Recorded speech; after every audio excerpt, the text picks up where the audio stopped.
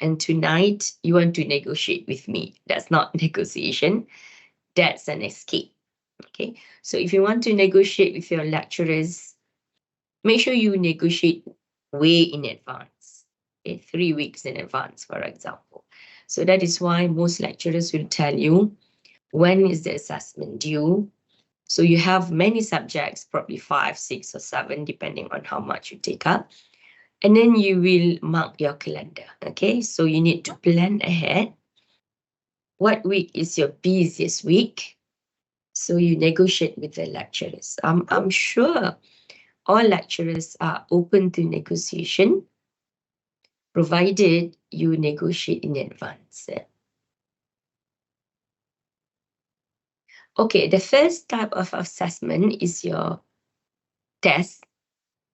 You will have your test during class, meaning this is not an open book, this is not an online test. This is the test that you will have in the class during tutorial session on week 8. Okay, so what week are we? Today, what week are we?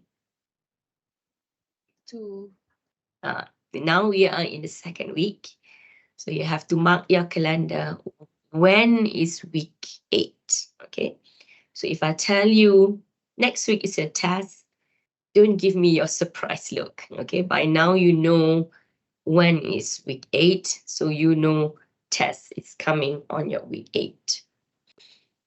For your test, I will ask a question from chapter 2 and chapter 3, but not the whole of chapter 3. Okay. I will tell you from which up to what part of chapter 3 will be asked in the test. Okay, because we cannot wait until we finish chapter 3, then only we will have tests. It will be too late already for tests. Okay. So you will have chapter 2 and part of chapter 3 to be asked in your test. The format of your test will be a case study format. The same format you will have for most of your final exam question. Okay, so the test is like a preparation for your test. Okay, that's your first assessment. You will carry 20% of your test marks for your grade. The second one is a group compliance analysis assignment.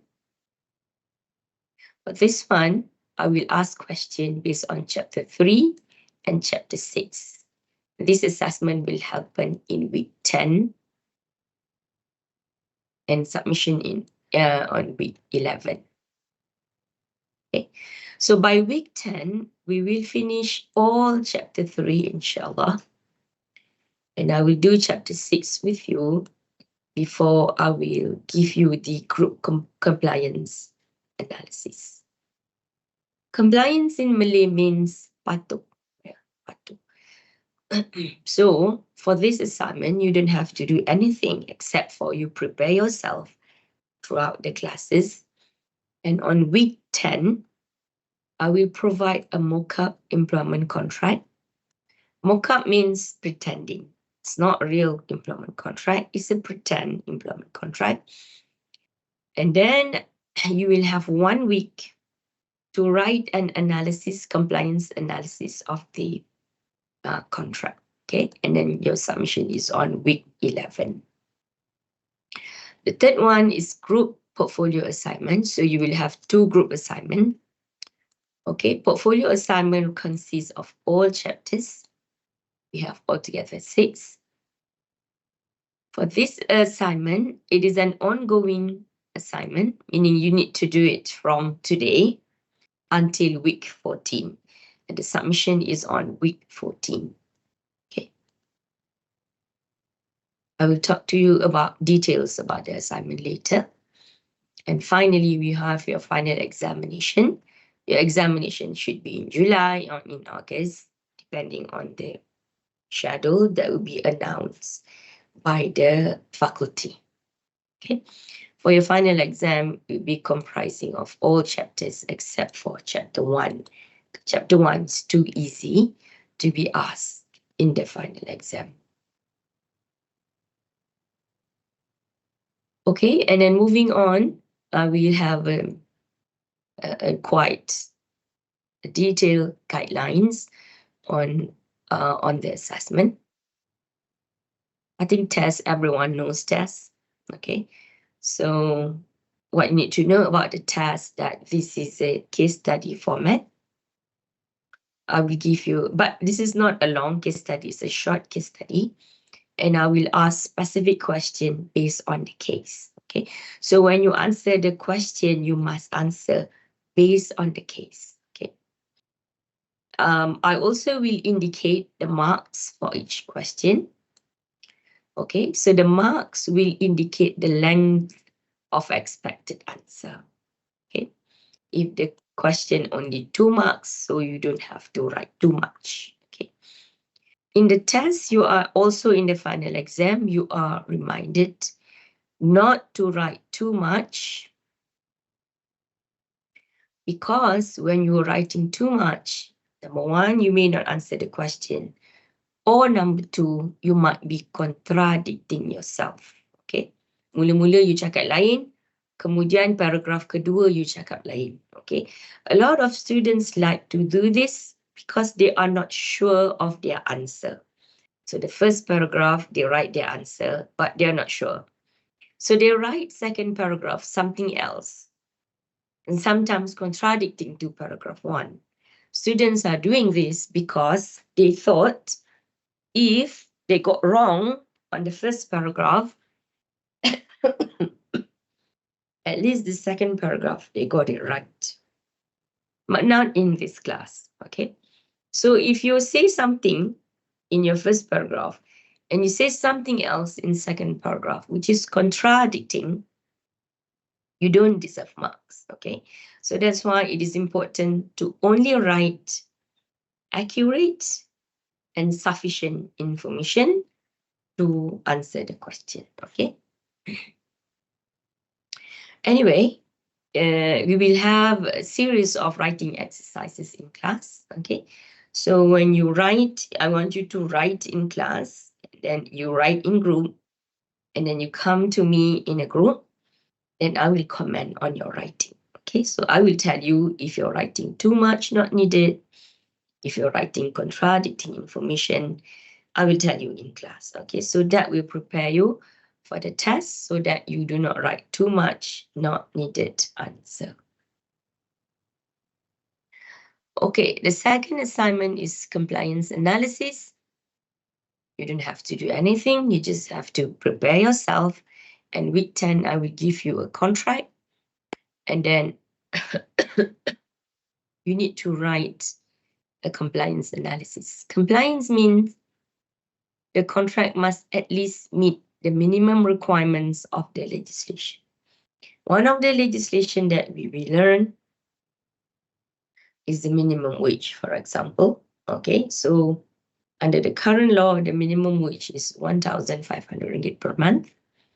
If the contract is providing more than 1,500 ringgit per month, that is called compliance. Okay, because compliance means the contract must at least meet the minimum requirement. Sekurang-kurangnya memenuhi kehendak minimum undang-undang. Okay, nak bagi lebih, no problem. Okay, that's the meaning of compliance. And when you're writing your analysis, you're expected to identify the name of the law.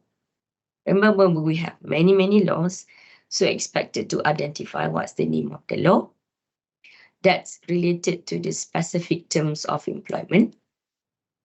I'll give you a contract and contract with terms of employment. So you need to do that for each of the term. And then you need to justify whether the term is compliance or non-compliance with the statutory law identified. Okay. Justify meaning give a reason why you say it is compliance or why you say it is non-compliance. Both ways you have to justify. And then you need to submit in a report format. You must have a cover page indicating the assignment, your class. Please put there because I have many classes. please make sure you put there you are group 3E. Okay. This is very important. A lot of students forgot to put their class. Their class. I do not know what class you are. And also your group. Okay, you must belong to a group and you must tell me what group are you. And you must indicate your group members. A lot of students forgot to do this. Please do not do that because I might have some difficulties finding who are your group members.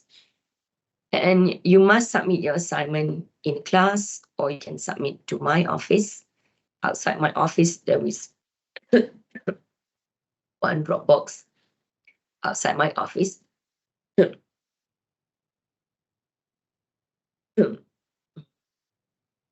can submit there, week 11.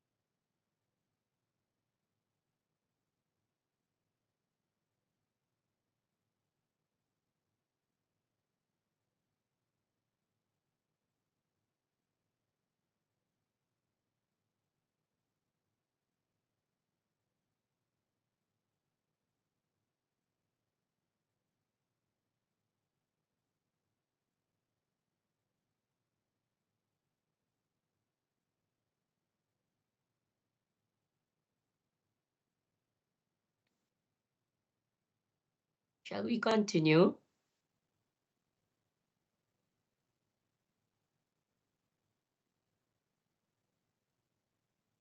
Yes, madam. Okay, so for compliance analysis, I think I have explained. If you have anything to ask, please ask.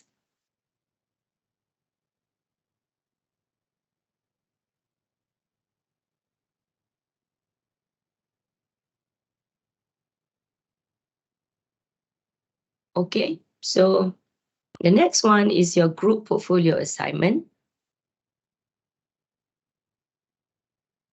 For your group, I hope you can organize yourself into group. Okay, in a group, I want 5 or 6 in a group. Yeah. So make sure you belong to a group. Otherwise, you ask your class rep what group you belong to. Okay. Do not come to me the night before the submission and tell me you don't have group. Yeah. So please organize your own group. Okay. The next assignment is your group portfolio assignment. You must submit this assignment on the 14th week because this assignment will comprise all the chapters. For this one, in a group, you are required to collect 4 published material, and it must be published from March 2024 onwards. Okay. As a student, how do you know the materials are published or not published? How do you know? How are you going to know? Anyone?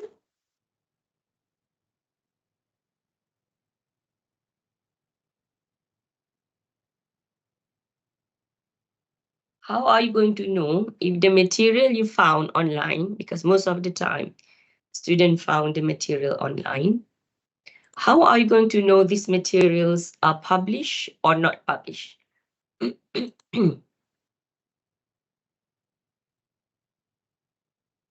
Anyone? citation. Huh? Sebab ada citation. Citation tu you yang kena buat. So,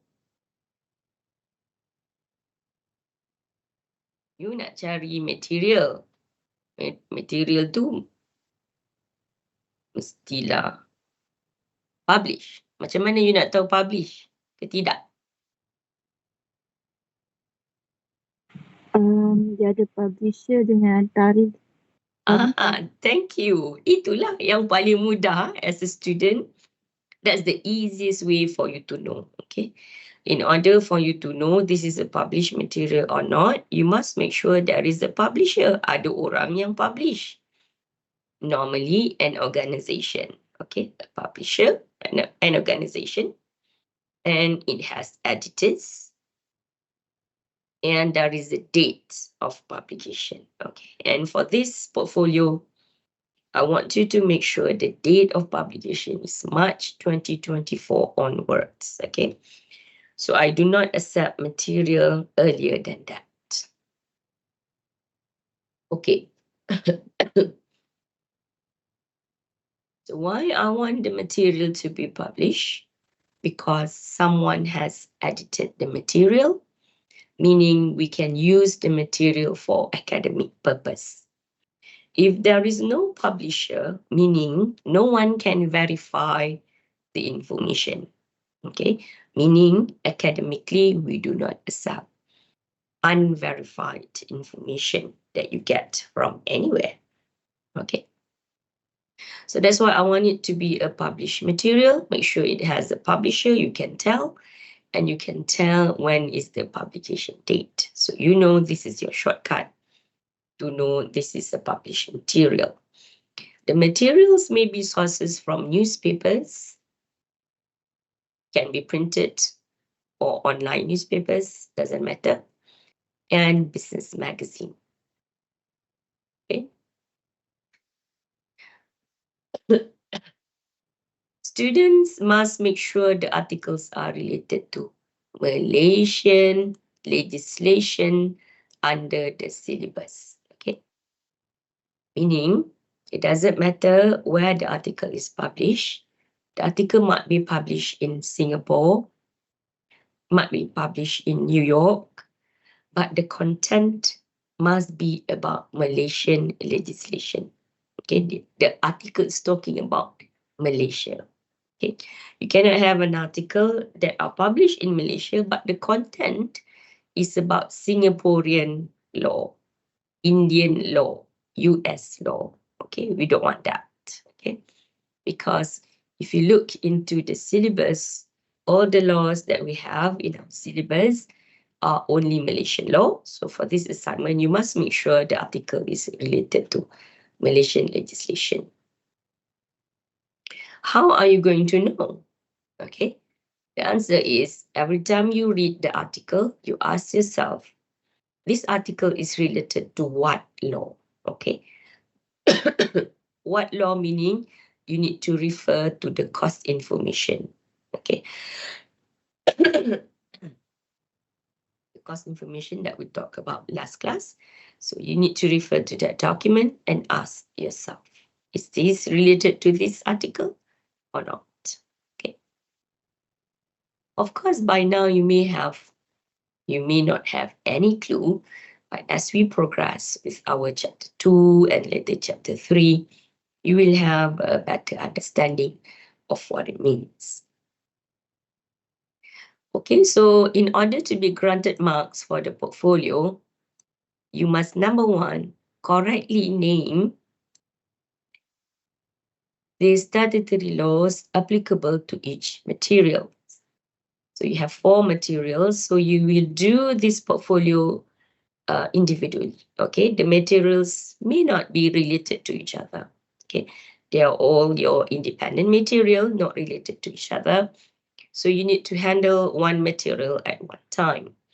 So you must identify the statutory laws. I put in bracket S because sometimes you will find one article and it talks about more than one law in the article. Okay, so you have to identify all the laws mentioned in the article. You cannot conveniently mention one law and leave out the rest of the law, even though it is glaring in the article. Okay, so you must correctly name the statutory laws applicable to each article. It could be more than one law.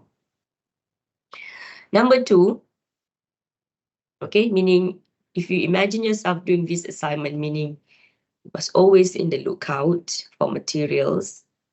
If your parents have printed newspapers, you can go through your parents' newspapers, or you can find online.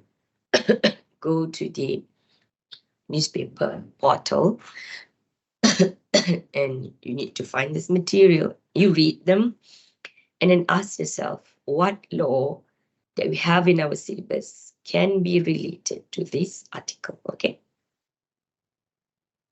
And then after you identify this material, okay, so the process of identification of the materials, you will do that at your group level, okay, meaning among your group members, you need to collect material and discuss among you, are these materials suitable for this assignment or not, okay? So in order to know it is suitable or not, firstly, you must make sure it is published material and it's published March 2024 onwards. And then you should be able to match the article with one of the laws that we have in our syllabus. Okay, so you do that at your level, group level, okay? Do not find one article and then ask me, Madam, cannot. If you ask me this kind of question, I will say, refer to the assessment guideline, okay? If, however, you have an argument between your group members, okay? So your group member 1 says something else, group member 2 says something else. So when you have that argument, Yes, you can tell me your argument. Okay, so when you come to me, you don't ask me can or cannot. You need to show me your article and you will tell me, my friend said, whatever, and I disagree with my friend because of whatever, okay? And then I will tell you, okay, which one is the correct way to understand the article, okay? So you can do that with me, but do not ask me can or cannot, okay? So this argument can or cannot will happen at your group level, not with me, okay? The discussion you have with me is not the question of can or cannot. You must have a specific question related to the article, then you ask me, okay? And then what you need to do with the article is write in your own words, okay? Meaning, do not copy and paste. You read the article and you write in your own words the legal issue discussed in the article. Sometimes the issue in the article is not legal, okay? Take for example, I have one semester, a student submitted to me an article about a lady who gave birth in a taxi. Okay. The article is about this lady go on a Grab and she gave birth in the Grab car. Okay.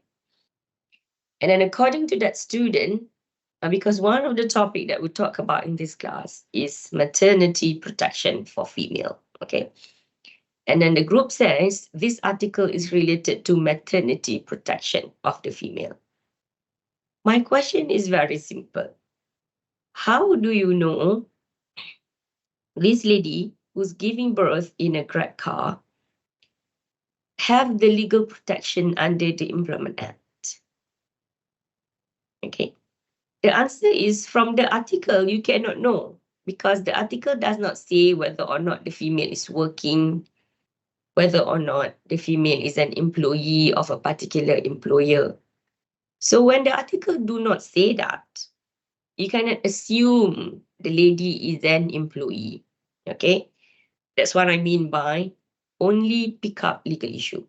So in the article that says a female giving birth in a Grab car, the question to that group is it illegal to give birth in a car? Is there any law in our country that prohibit female from giving birth in car? The answer is none, okay? So meaning there is no legal issue there, okay? So as a student, you must remember, the newspaper is not written for you, okay? The newspaper is not written for your assignment. The newspaper is written for a specific audience, okay? So in that particular case, the audience is the public, and the public may, according to the editor of the newspaper, the public might be interested to know that some female giving birth in a Grab car, okay? But there is no legal issue there. No one is breaking the law for giving birth in a Grab car.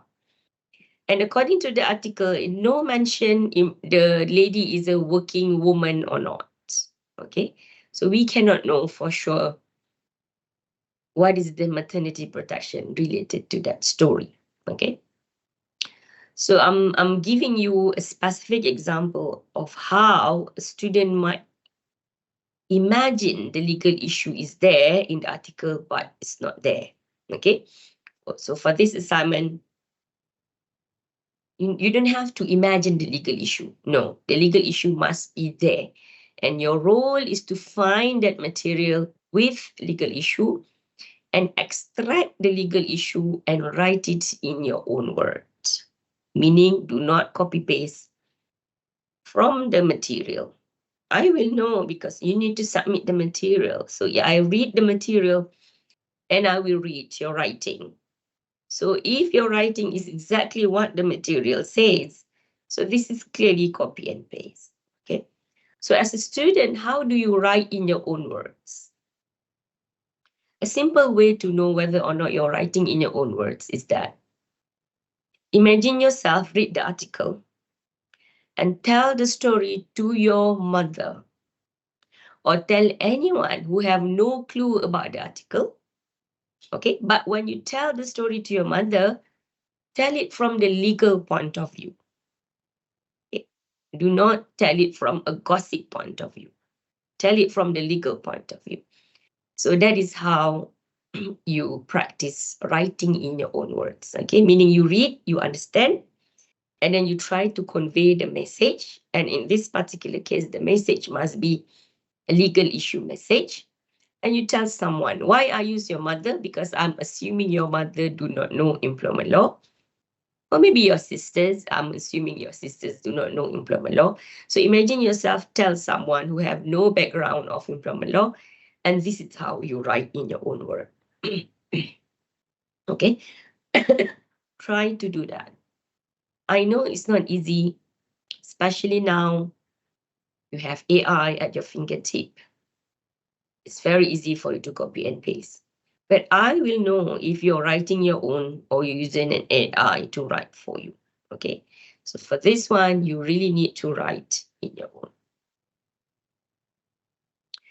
And then that's the first paragraph. And then you need to have another paragraph to compare the legal issue with our class discussion. Okay. So you identify the legal issue and then you compare with what we talk about in this class. Okay. For example, you might say the article contradicting the class discussion. Or you might say the article is in line with the class discussion, exactly what we talk about in class. Or the article might be in addition to what we talk about this class, okay? Because in the class, I will talk about the law, but when you go to the material might talk about something else. For example, an idea on how to amend the law. I just so happened I did not talk about that idea in class. So that could be an addition to what we talk about in class, okay? So this is how you compare the legal issues with our class discussion. And then you have another paragraph, you see? The first paragraph is a legal issue. Second paragraph is comparing with the class. And then the third one is, I want you to write a practical implication of the legal issue identified towards managing human resources in a business organization. This one, you need your imagination, okay? The legal issue, you do not need your imagination. It must be there, okay? But the practical implication, you need your imagination, okay? Practical implication meaning the utility, okay? Imagine yourself, the HR manager, reading the article that you found, and then ask yourself, how will this article change the way you manage your human resources in a business organization? Why business organization? Because we are in a faculty of business. In this faculty, we only talk about business setting. Okay, so for this assignment, you have to write about the practical implication of the legal issues you identify in the article towards managing human resources in a business organization.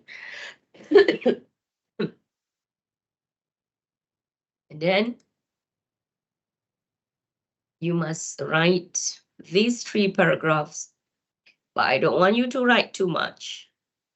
Maximum word is 600 words, okay? Why I don't want you to write too much? Because I want you to compress your idea, okay? If I give you higher numbers, you'll be simply writing everything you found in the article, which is that's not what I don't want. I don't want that. Okay, so I want you to compress your idea and maximum 600 words per material. Okay, so you have 4 materials, so you have maximum 2,400 words for this group portfolio assignment. In your writing, you must do citation. And the citation we use in UITM is the APA style citation. That's number 6. Number 7, because you have to submit the materials to me, and I am 47 years old, okay, I cannot read small font. So make sure when you print the material is easy to read by me, okay? And make sure it is not blur, okay? Meaning you need to check the font size and the sharpness of the font. This is especially when you print screen the material and then you paste in Word document, okay? You can print screen, no problem, but make sure the font is reasonable for me to read and the font is sharp, okay, not blur, because I cannot read otherwise, okay? And then you have to make sure the materials are free from advertisement. This is especially for for online, sorry.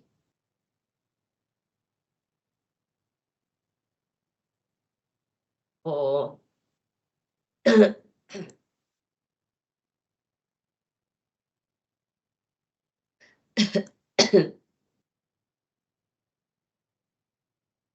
this is especially for the online articles that you found. Make sure it's free from advertisement. I do not want to see advertisement in your material, okay? You can do that. There are many ways you can make sure your materials are free from advertisement. For example, you can email the article to yourself. If you do that, normally you will get a clean copy from the publisher. You can convert HTML to PDF, or you can use other methods. For example, you can print screen, but make sure it is clear and not blurred. Please do not copy and paste the article to a Word document. The reason is because most of the time when you do that, you do not copy everything. There will be missing words in the article. Very difficult for me to read and understand your material, okay? So please make sure the material is easy for me to read, okay? That's important. Okay, when you submit, please make sure you have a cover page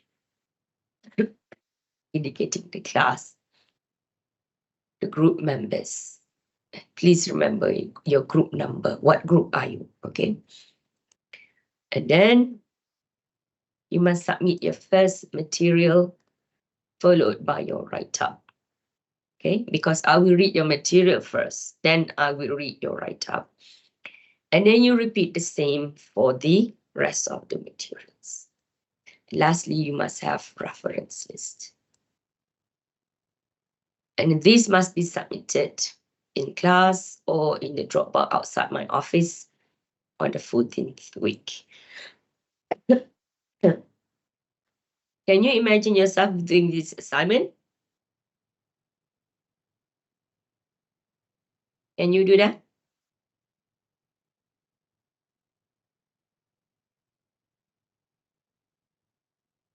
Yes, madam. Boleh, yeah.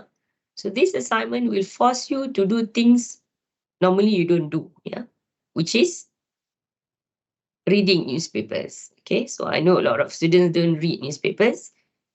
So this assignment will force you to do something that probably you never done in your life, or maybe a little bit in your life, okay? Do not wait until the 14th week, then only you start finding the materials, because I have specific requirement of the materials and specific requirement what you need to do with the materials.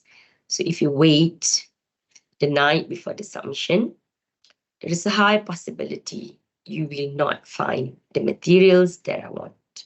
Okay, So that's why I said earlier, this assignment is ongoing, okay, from this week.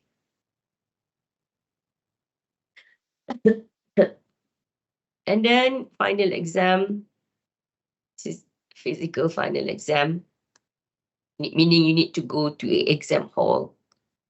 Some students very nervous when they got into the exam hall.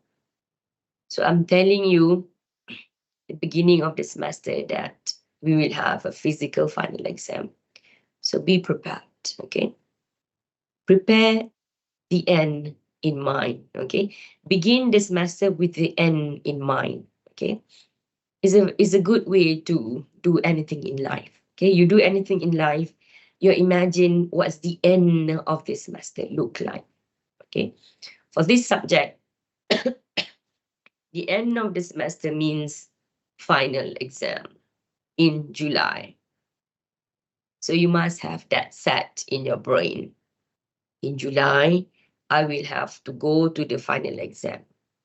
What will happen before the final exam? I will tell you your carry mark. Okay, remember your carry mark, 60%. So before you go to the final exam, I will tell you your carry mark. But I will not tell everything. Maximum, you will know 40% of your carry mark. Okay. So out of that 40%, if you get low carry mark, imagine how you go to the final exam hall. Okay, very bad mood. Okay, you don't want that. Okay, so begin this semester with the end in mind. The end is the final exam, and before the final exam, I will tell you your 40% carry mark, and you want your carry mark to be high. Okay, so that when you go to the exam hall, you will have good mood going to the exam hall. Okay, so how to have high percentage of your carry mark is to prepare from week 1. Now we are week 2. Okay, I already tell you what to do with your assessment. Okay, and get everything. Start with your group members. Please make sure you have group members, and you can start the assignment going for the portfolio assignment. And when you go to the final exam, please remember what is your code. If you are HRM582, please go to HRM582. Okay. Do not go to HRM581. Okay. This is also important. You don't want to go to the wrong exam hall. Okay, and I have a little bit of reminder of late assignment. Okay, of course, you need to have valid excuse, and you must negotiate in advance if you know you cannot fulfill the requirement. Please do not plagiarize. Okay. For this assignment, it's a little bit difficult to plagiarize because I control a lot of parameter of your assignment. And if in order to avoid plagiarism, you need to write in your own word. Okay. You can go to this website and how to avoid plagiarism and write in your own word. And please make sure you do your citation. That's also important. How to avoid plagiarism. Please refer to APA style citation. You can refer to this website. Okay, and I also have some notes for you. Okay, these are sample of citation that you will use a lot for this class. I'm sure you know, but this just to refresh your memory or in case you've forgotten. There are two places you need to do your citation. First one is in text, and the second one is in the reference list. Okay, so the way you cite in text is different from the way you cite in reference list.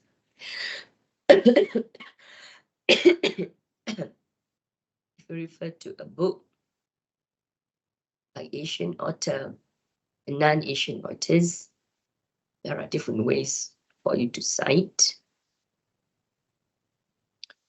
Okay, you put the writer's name in your sentence if the author is important for your reader to understand, or you want to stress that the author will bring significance to the meaning you want to write. Okay.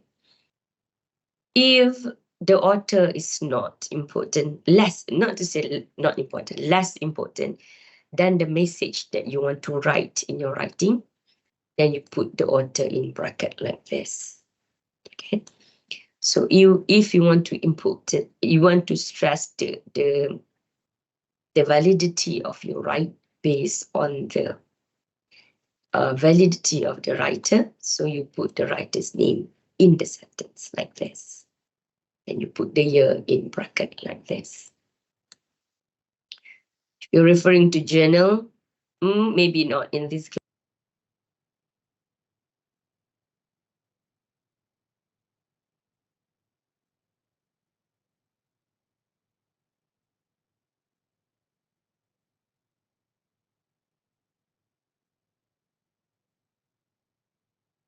Madam, tak dengar suara.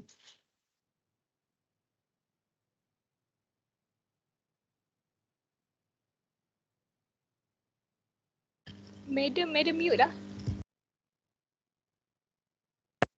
Lah, I mute ke? Dari tadi you tak cakap I mute ke? Baru je madam. Baru je, madam. I baru mute.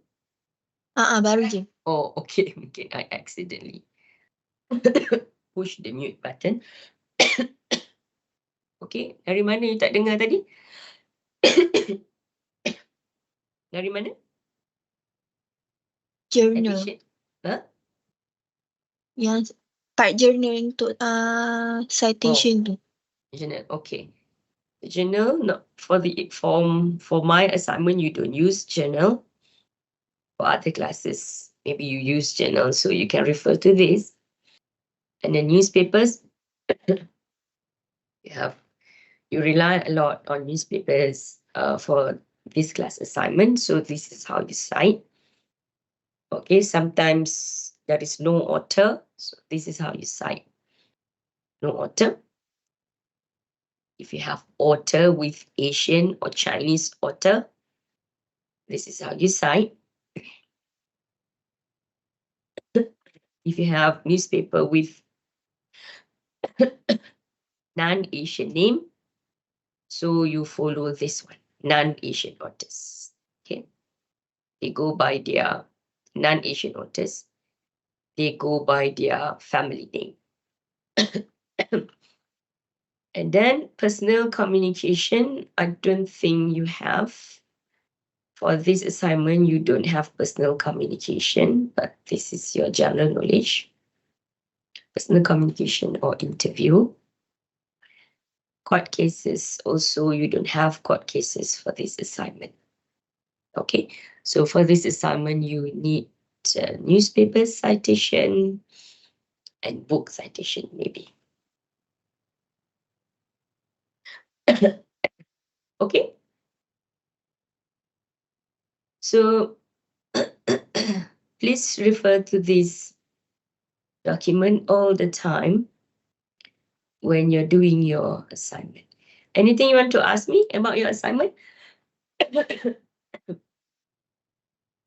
Madam, I want to ask. Yes. Yang untuk group portfolio tu kan, maknanya kan kena cari 4 publish material kan? Alright. Lepas tu 4 tu kena boleh ke law dia kena lain-lain, setiap material tu law kena lain-lain ke ataupun boleh sama? It doesn't matter, but the article are independent on its own. Could be the same law but different article, also no problem. But you don't have to find material related to each other. Okay. The materials are independent on its own. When you write it, you write them independently. Okay. not related to the other materials. Okay?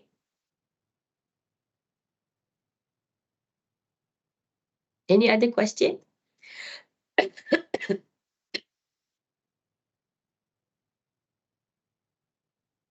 Nak tanya lagi, Madam. Yes, please. Lepas tu untuk yang practical implication tu mana kena imagine situation ke? Correct. So based on the article, what does it say? And then you need to imagine in a business setting, what must employer do based on the information they get.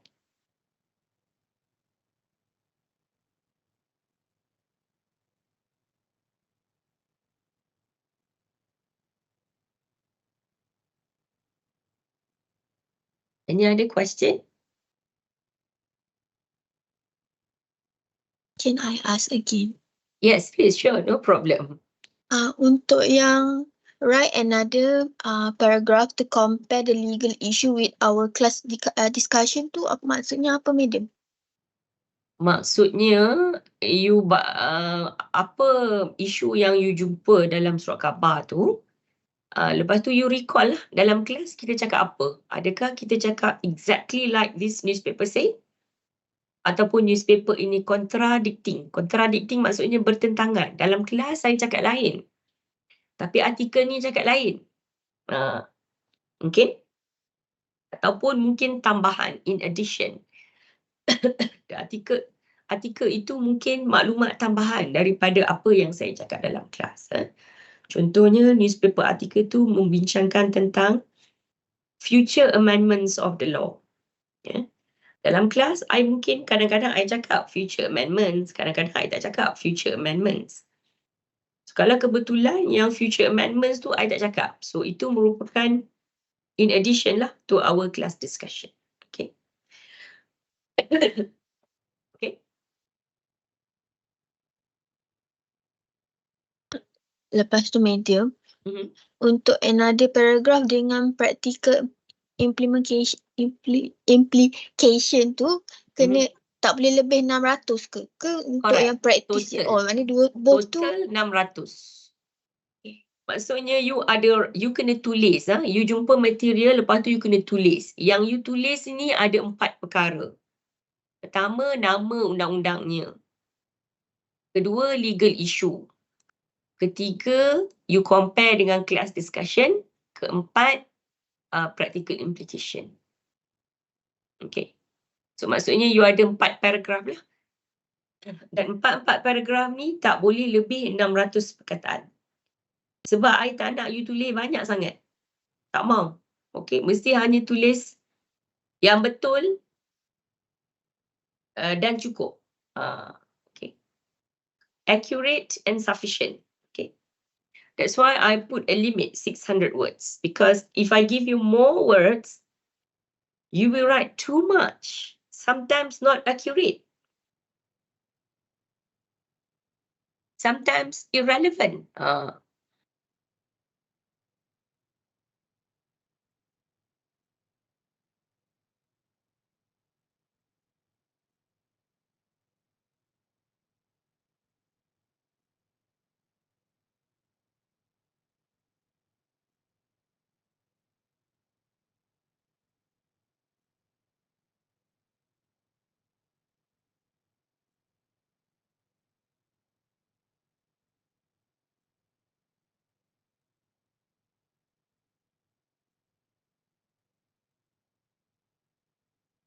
Any other question? Is everyone all right?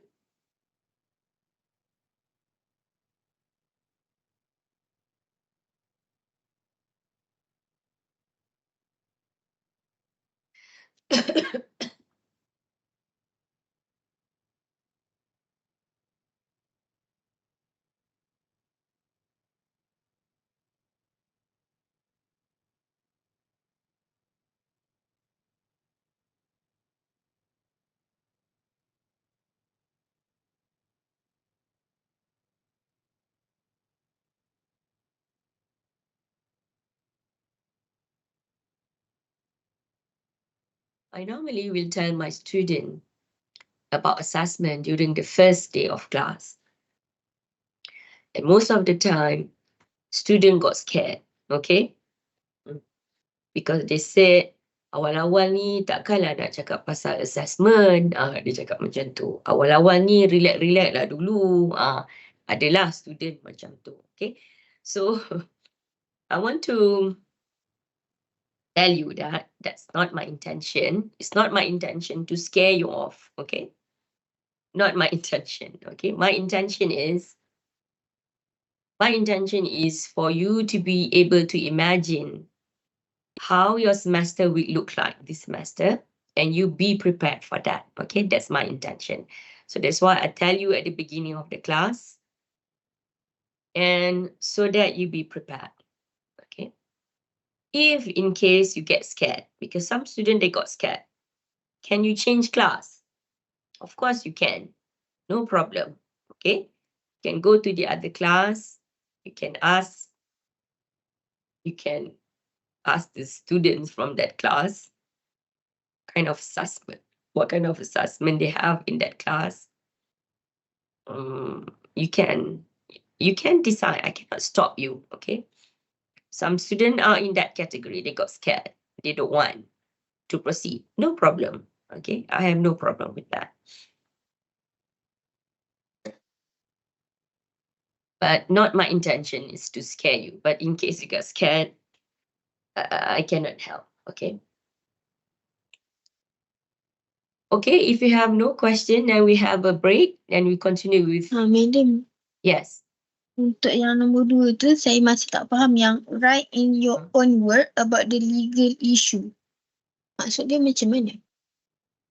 Bila you baca artikel tu, you mesti baca cerita tu, lepas tu you kena tanya diri you, apa isu undang-undang dalam cerita ni, okay?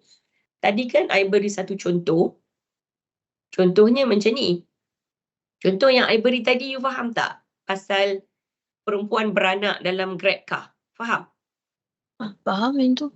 Okay. Apa legal issue dia beranak dalam Grab car? Ada isu ke? Tak ada. Tak ada kan? So, kenapa student I tu ambil artikel tu? Sebab dia nak mengatakan kalau perempuan beranak, mestilah dapat maternity leave, maternity allowance. Sebab ini adalah topik yang kita belajar nantilah dalam chapter 3. Kita akan belajar tentang maternity leave, maternity allowance. Okay? So, pelajar ni, dia ni sebab dia cari artikel ni last minute lah. So, bila dia dapat artikel, oh, perempuan terberanak dalam Grab car. Kalau beranak, mestilah maternity leave, mestilah maternity allowance.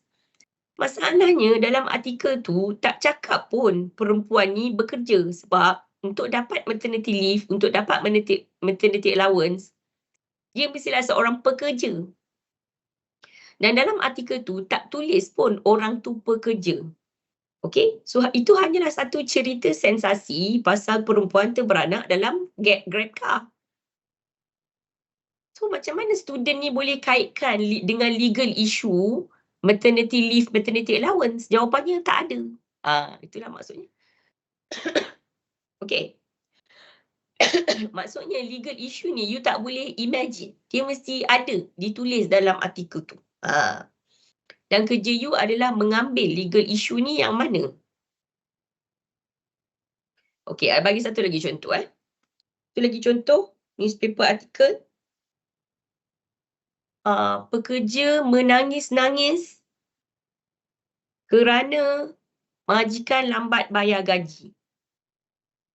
Pekerja sakit mental sebab majikan lambat bayar gaji.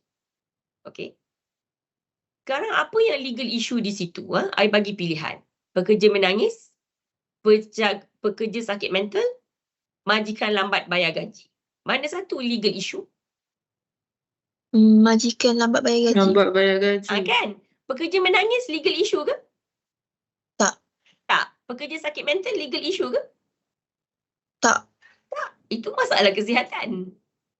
Pekerja menangis, ini masalah psikologi. Bukan masalah undang-undang. So the only legal issue there adalah majikan lambat bayar gaji atau majikan tak bayar gaji. Okay? So itulah maksud I. Sebab surat khabar tu ditulis dengan semua cerita akan ada dalam surat khabar tu. Sebab tu saya cakap surat khabar tu bukan ditulis untuk assignment you. Surat khabar tu ditulis untuk bacaan umum. Ya. So bacaan umum, apa yang menarik perhatian orang umum? Perasaan, sedih. Perasaan, rasa nak bunuh diri. Perasaan, stres. Ini semua perasaan, ya. Kemudian dalam perasaan tu adalah terselit legal issue, majikan tak bayar gaji. Okay. So yang perasaan itu bukan legal issue. So you tak payah nak tulis lah dalam you punya write up tu tadi. Okay. So that's what I meant by write in your own word about the legal issue in the article. Okay. Perkara-perkara yang berkaitan dengan perasaan tu, you jangan tulis. Okay. Hanya tulis yang legal issue. Okay. Bagi satu lagi contoh. Sexual harassment.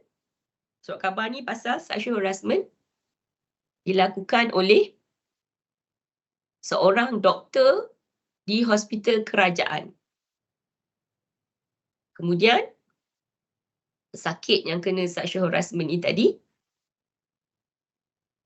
buat aduan ke balai polis. Nah, itu legal issue ke tidak?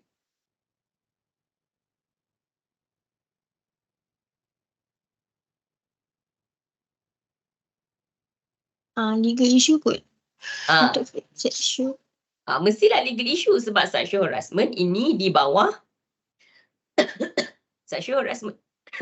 Sexual harassment ini ada satu kesalahan di bawah penal code, akta jenayah. Okay. So, itu legal issue. Tetapi legal issue-nya di bawah penal code. Di dalam silibus kita belajar tak penal code?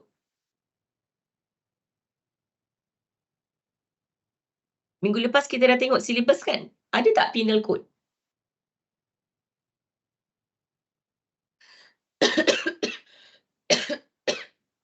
Ada tak?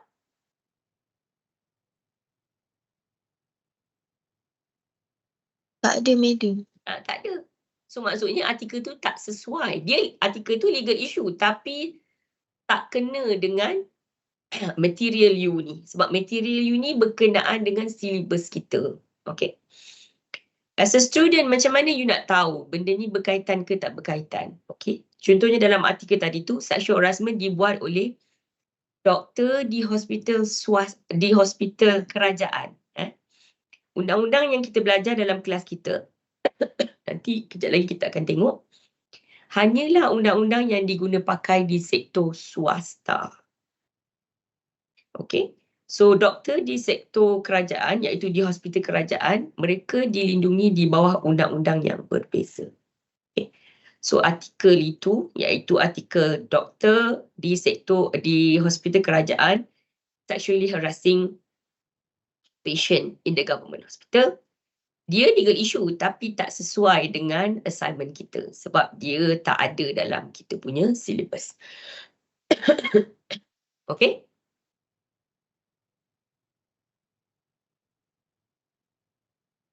Boleh? Boleh, madam. Okay. Maksudnya apa-apa pasal kerajaan tak boleh ambil lah. Sebab Taklah semua. You kena faham pula sebab undang-undang yang kita belajar ini akan dikuatkuasakan oleh kerajaan. So you kena tengoklah cerita tu. Cerita tu pasal apa? Adakah peranan kerajaan menguatkuasakan undang-undang? Ataupun artikel tu tentang pekerja kerajaan. So kalau artikel tu berkenaan dengan pekerja kerajaan, dia tak ada kaitan dengan dengan silibus kita. Kecuali di bawah chapter 6. Di bawah chapter 6, ada jugalah terkait juga. Okay, chapter 3, tak ada. Okay. okay, madam. Thank you. Okay. Sorry banyak tanya. It's okay. Tanya baguslah. Maksudnya you fikir dan you mula membayangkan macam mana you nak buat assignment tu. Okay, itu lebih baik daripada malam sebelum submission baru nak cari material. Wow. Macam mana I tahu malam sebelum submission baru you cari material? Sebab malam sebelum submission tu lah berduyun-duyun student WhatsApp I. Tanya I. Tanya soalan pula. Soalan yang dah I kata jangan tanya. Soalan dia apa? Can or cannot. Madam, can or cannot. Cakap, kenapa you tanya soalan ni? I awal-awal dulu dah cakap jangan tanya soalan ni. Okay.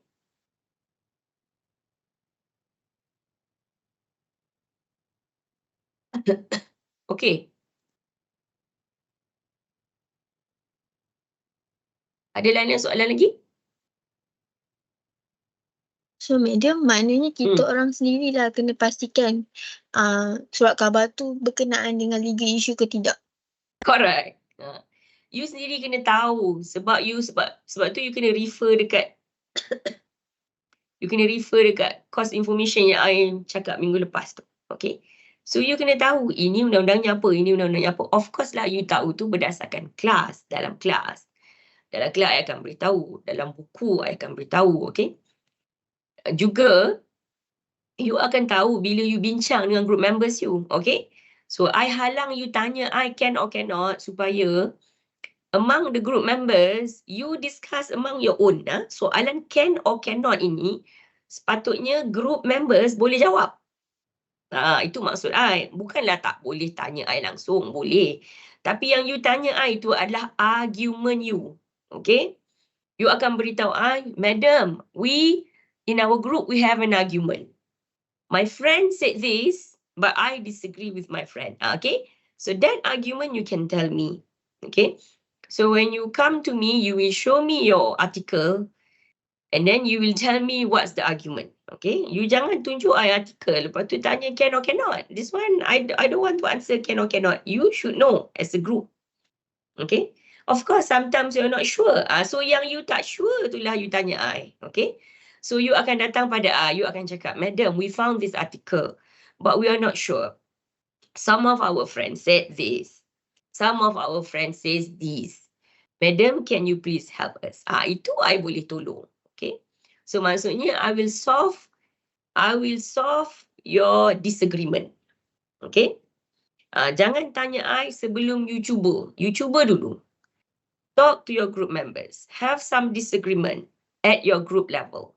If you cannot solve your disagreement, then you ask me. Barulah namanya group assignment. Ini kalau jumpa satu artikel, tanya can or cannot, can or cannot. Ini bukan group assignment. Okay, group assignment meaning at your level, you have to talk about it. Okay. Thank you, madam. Ada lain soalan?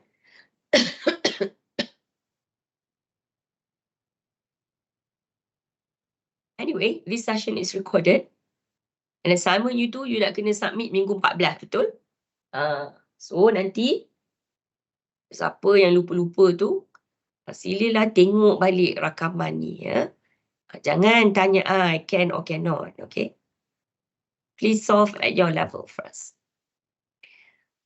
Okay. Ada lain-lain soalan? Madam, nanti video ni madam letak kat mana? You Future. Okay, thank you, madam. Bila you pergi You Future, kan ada kelas tu kan? Ada kelas. Yang ada recorded link tu recorded link. So kelas minggu lepas, I dah letak dah recorded link dia tu. But then you need to go through your ITM account. You ada kan? Your ITM Microsoft account. You all ada kan? Ya. Ada kan? Are you using the OneDrive? OneDrive your ITM guna tak?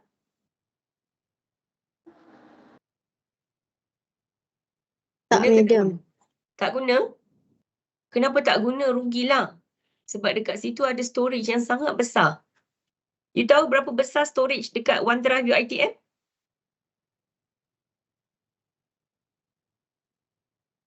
You tak tahu. 1 terabyte. It's really big storage. Okay? So all our video ni recorded. You ada access di dalam OneDrive. Okay? You boleh boleh masuklah dalam Microsoft Team tu, then you can have access to all this recording. Okay, I do share the link, tapi nak masuk tu you kena guna Microsoft account, your ITM. Then you can have access to it. I tak boleh free access to anyone lah. Nanti sekarang tak siapa-siapa ya. Ada link to the recording which is not safe for everyone. Ada lain soalan?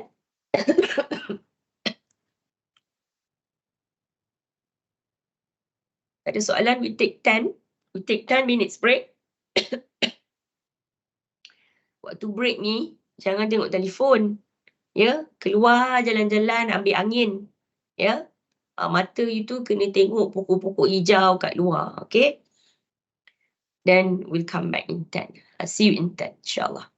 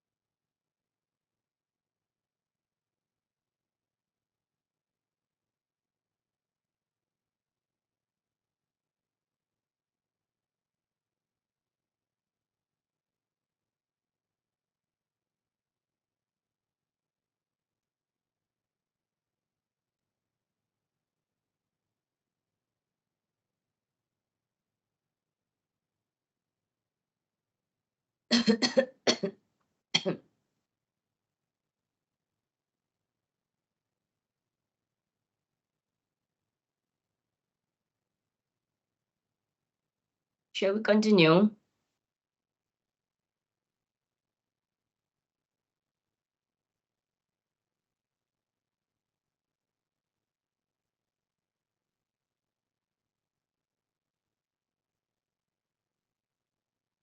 Shall we continue? Yes, madam. Okay, so we have a few minutes left for this class. We can start with chapter 1. This is very easy chapter. I don't have to teach you this chapter if you are a good citizen, okay? But most people are not good citizen, okay? So that's why the faculty decided to have chapter 1 in our syllabus to make sure everyone knows about the Malaysian legal system, okay? So what you need to know in this chapter is, number 1, how the law becoming law, okay? And everyone knows it must go through a parliamentary process, okay? So that is why I say this is general knowledge. Everyone should know that. But just in case you do not know or you forgot, so we have to go through the materials. And after the law being passed by the parliament and endorsed by the Yang di-Pertuan Agong, and the law will be parked into specific ministry for the purpose of enforcement. And because our class is an employment law class, so most of the law are related to employment laws in Malaysia. So that's why most of the time, the ministry that we will talk about again and again in this class is the Ministry of Human Resources. So that is why in this chapter, we need to look at the role and the structure of the Ministry of Human Resources. Okay. And one of the role of the ministry is to prosecute people who are not following the law or who are stubborn after being reminded they still do not follow the law. So these stubborn people will be prosecuted in the court of law. And it's a good idea to have a look at the structure and the role of the courts in this class so that in our subsequent chapters of discussion, should be able to have some imagination. Yeah. So if I talk about offenses and offense enforcement done by specific department of Ministry of Human Resources, and this might end up, the case might end up in the court of law. So you should be able to have some imagination. What is this court and how this court are related to the other court we have in our country. Okay, so this is the third thing you will learn in this chapter. Okay. Before we do that, we ask ourselves why we study employment law. Because a very, very obvious reason, any business organization, every business organization, they strive to be good business people. Okay. So good meaning do what they're supposed to be doing. Okay. So one of it is do good to their employees. Okay.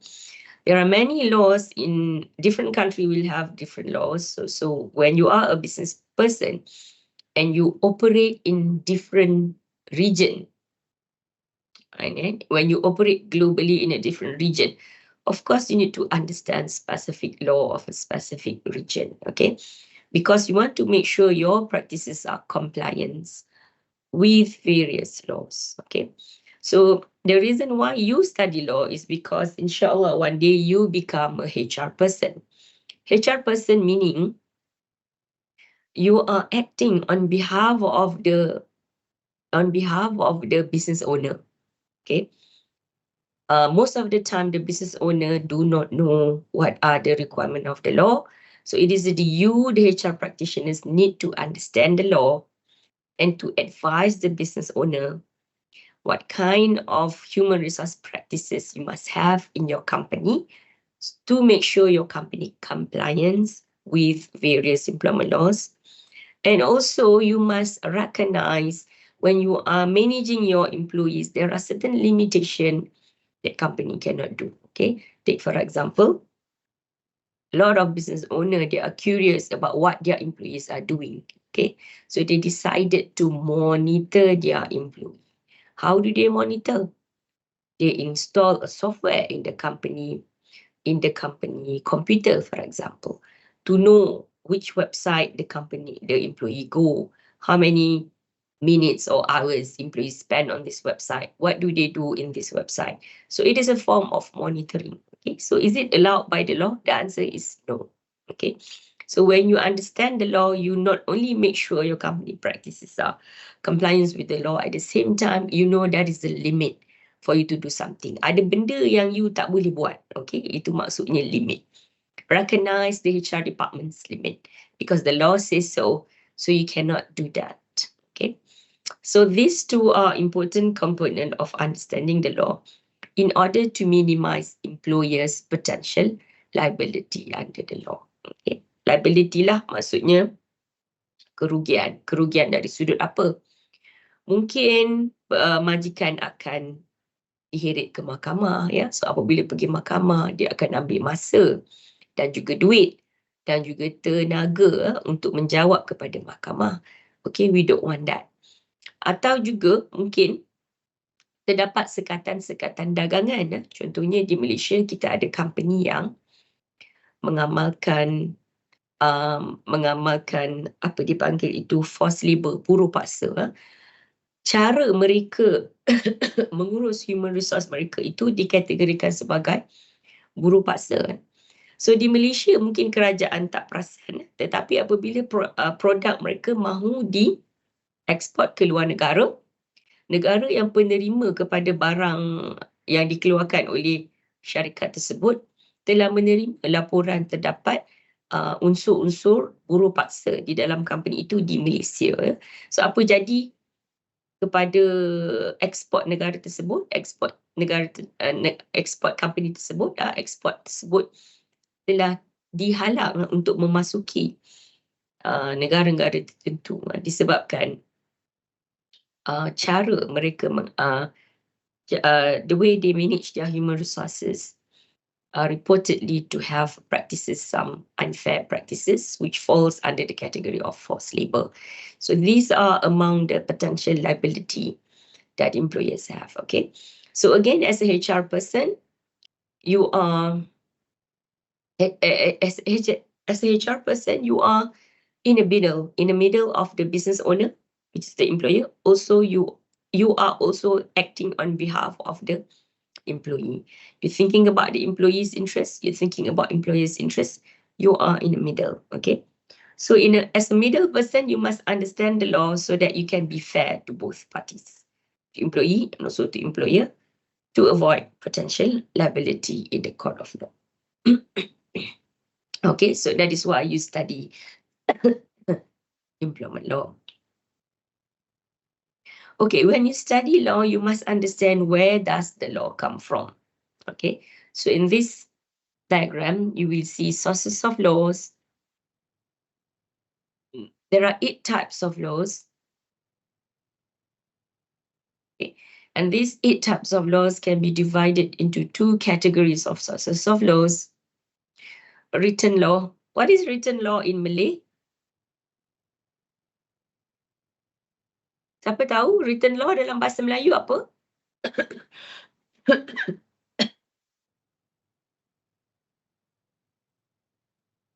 Anyone?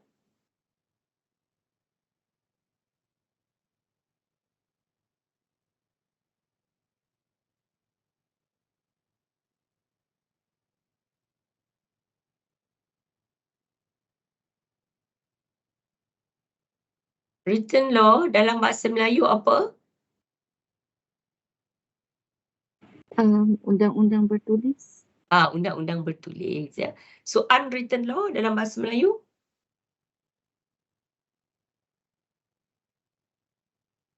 Unwritten law dalam bahasa Melayu apa?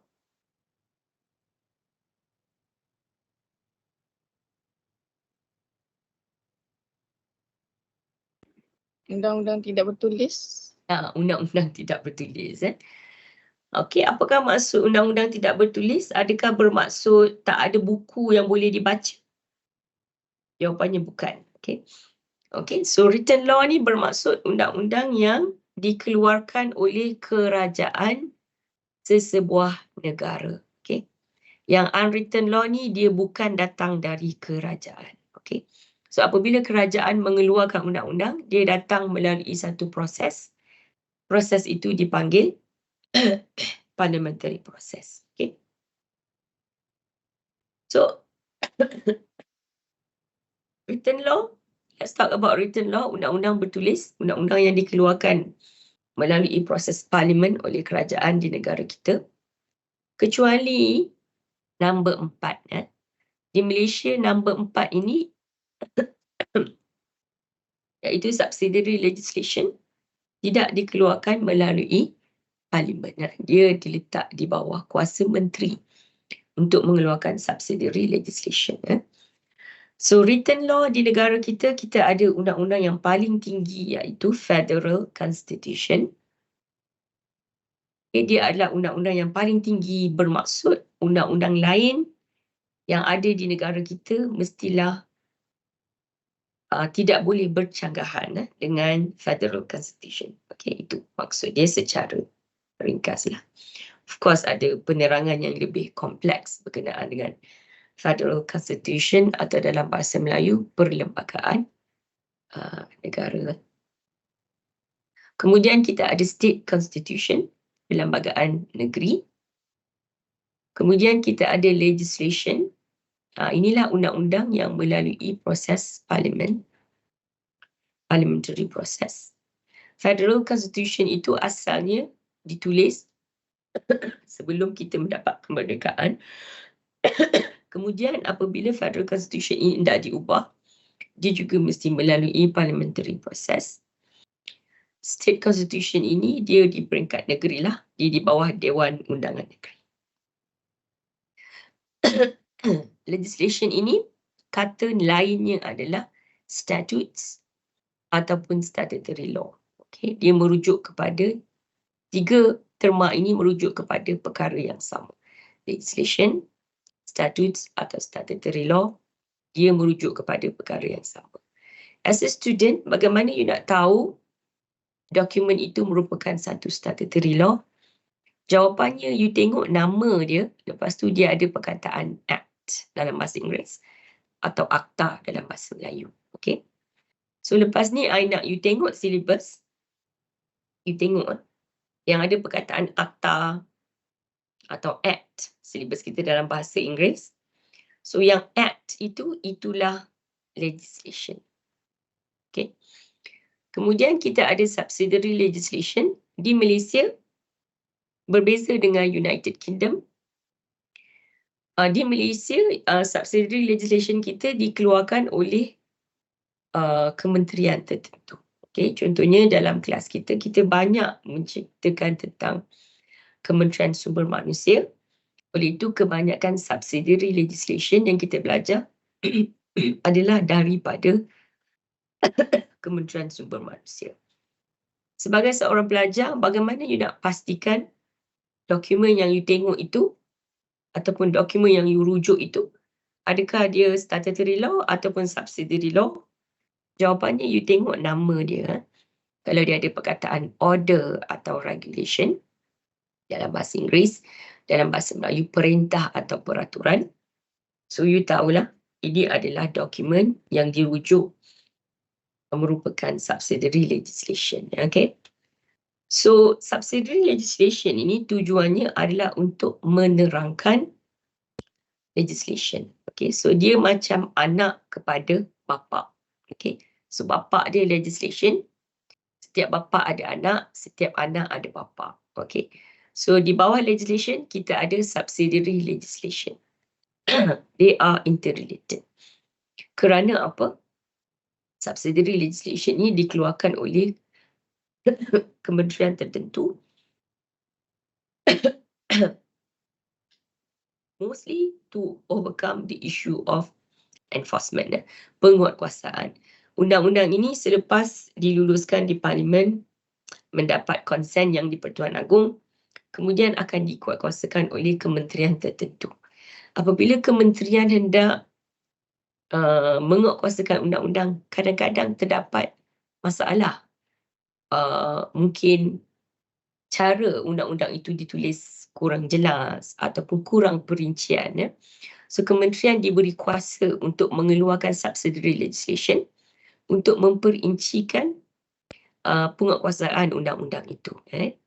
So, dan nanti you akan semak you punya course information yang kita bincang minggu lepas, dan you kenal pasti mana satu legislation, mana satu subsidiary legislation. Okay. So itu adalah sumber yang pertama, iaitu written law. Sumber yang kedua adalah unwritten law, undang-undang tidak bertulis. Dia datang dari, pertamanya dia datang daripada English law ataupun kadang-kadang kita panggil English common law. Okay. Ini datang berasal dari mana? Dia berasal daripada sejarah ketamadunan manusia. Okay. Cara manusia hidup beratus-ratus tahun, okay, telah menyebabkan wujudnya satu undang-undang yang dipanggil common law. Maksudnya secara umum, umat manusia menerima konsep ini sebagai satu undang-undang. Contoh, tort law. Okay, tort law ini adalah undang-undang untuk ganti rugi. Kalau you langgar kereta orang, siapa yang kena bayar ganti rugi? Mestilah you lah kalau you bawa kereta. So, bagaimana you membayar ganti rugi? You wajib membeli insurans. Insurans itu yang akan membayar ganti rugi. Dari mana datang konsep ganti rugi? Dia datang daripada ketamadunan manusia, sebab itu kita panggil dia common law. Okay, dia datang daripada common law. Okay. Kemudian kita ada satu lagi unwritten law, which is judicial decision, iaitu decision yang dibuat oleh hakim-hakim di mahkamah. Bila hakim mendengar kes, kemudian hakim membuat keputusan kes itu, dia akan menulis keputusan dia. Okay, hakim itu akan menulis apa yang menyebabkan dia membuat keputusan itu. Okay. So, kemudian tulisan hakim itu akan diwartakan, dipublish, diterbitkan dalam bentuk jurnal ataupun dalam bentuk directory sesuatu mahkamah sebagai rujukan untuk kes-kes yang akan datang. Okay. So, sumber rujukan itu dipanggil case law. Okay. So, kita bergantung kepada case law, juga bergantung kepada common law disebabkan kekurangan-kekurangan yang terdapat di dalam legislation dan juga subsidiary legislation. Okay. Kerana legislation ataupun subsidiary legislation ini ditulis oleh orang. Ya. So, orang ini dia ada banyak kelemahan. Kelemahan yang paling utama adalah predicting the future. We cannot predict the future. So, kita mungkin tulis undang-undang di parlimen, tetapi apabila undang-undang hendak dikuatkuasakan, terdapat banyak unsur-unsur lain yang tidak dipertimbangkan di dalam undang-undang itu. Ya. Sebab itu kita bergantung kepada unwritten law, iaitu case law dan juga common law untuk menyelesaikan masalah atau mencadangkan penyelesaian kepada masalah di tempat kerja. Kemudian kita ada customary law atau dalam bahasa Melayu dipanggil undang-undang adat. Di negara kita, undang-undang adat yang paling terkenal adalah adat pepatih di Negeri Sembilan. Okay. Dia bukan dikeluarkan oleh kerajaan, tapi dia adalah adat turun-temurun lah daripada sistem pentadbiran adat pepatih yang ada di Negeri Sembilan. And lastly, we have Islamic law. Of course, ini adalah divine law. It comes from the Al-Quran and the Al-Sunnah. Okay. So there you go. There are 8 types of sources of laws which come from written and unwritten law. But it doesn't mean di bawah unwritten law, undang-undang tidak bertulis, bukanlah bermaksud tak ada dokumen untuk you boleh baca. Ada dokumen, contohnya Islamic law.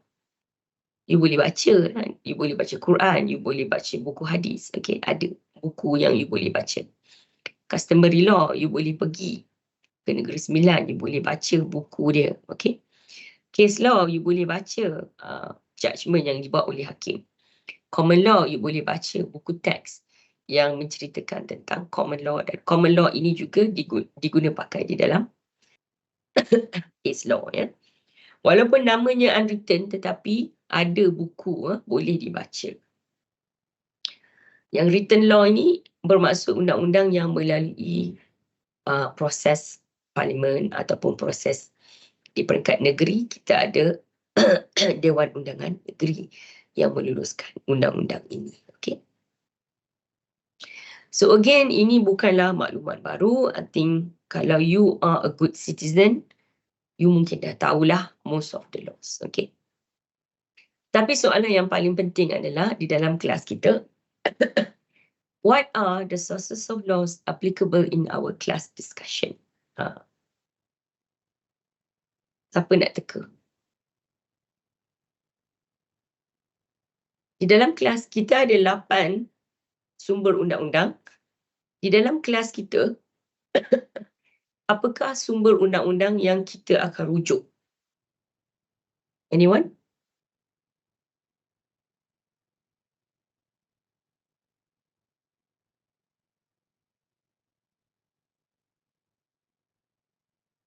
Ada sesiapa nak jawab? Daripada 8 ni ada berapa yang kita akan rujuk dalam kelas kita?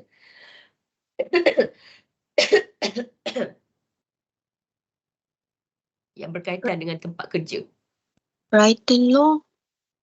Yalah, written law ada 4. So mana satu yang kita akan rujuk dalam kelas kita? 1 sampai 3 je kot. 1 sampai 3. Okay. How about unwritten law? Are we going to refer in our class?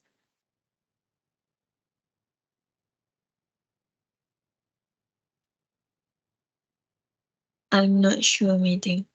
Not sure. Okay. So tak apa. Disebabkan you tak sure, I dah tahu dah you not sure. Sebab itu I ada class exercise. First class exercise. Sepatutnya I bagi you ni minggu lepas. Tapi disebabkan dah I tak sihat the first class. Okay. So what I want you to do is, you kena buat dalam bentuk Excel lah. I recommend you buat dalam bentuk Excel. You senaraikan kelas syllabus kita. You identify ada 15. Okay. Atau mungkin kurang kat semester ni, mungkin ada yang dah berkurang. Never mind. 15 atau 14, you tengok. You tengok kelas syllabus yang kita dah bincang minggu lepas di bawah course information. So you senaraikan. Sama ada dia legislation ataupun statutory law. Kemudian you tanyalah diri you, di dalam syllabus kita tu ada tak subsidiary legislation? Okay. Okay, so satu contoh I dah buat untuk you. Number 1, Employment Act 1955. I dah buatkan untuk you. Dia adalah sejenis statutory law. Ada tak subsidiary legislation di bawah Employment Act? So I tulis dekat situ, check CI. CI bermaksud cost information. Okay. Okay. Can you do that?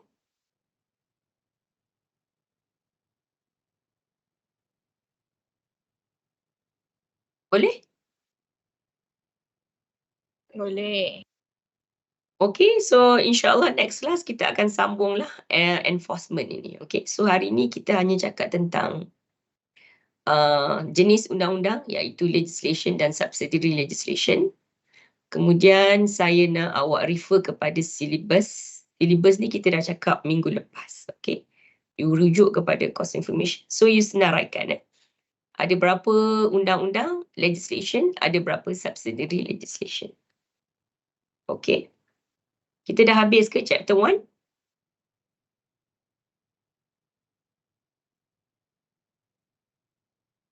Have we finished chapter 1?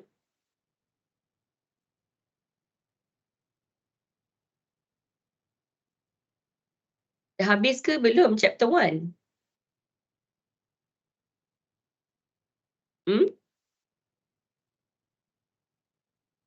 Belum rasanya Madam. Belum. Baru sikit sangat kita mula. Okay, so tak apa. Kita insyaAllah sambung minggu depan. Okay, tetapi by now you dah boleh senaraikan jenis-jenis undang-undang dan bezakan antara statutory law dan subsidiary law. Okay. Then I akan tanya you minggu depan insyaAllah. Okay, itu sahaja untuk hari ini. We will end the class dengan berselawat kepada Nabi.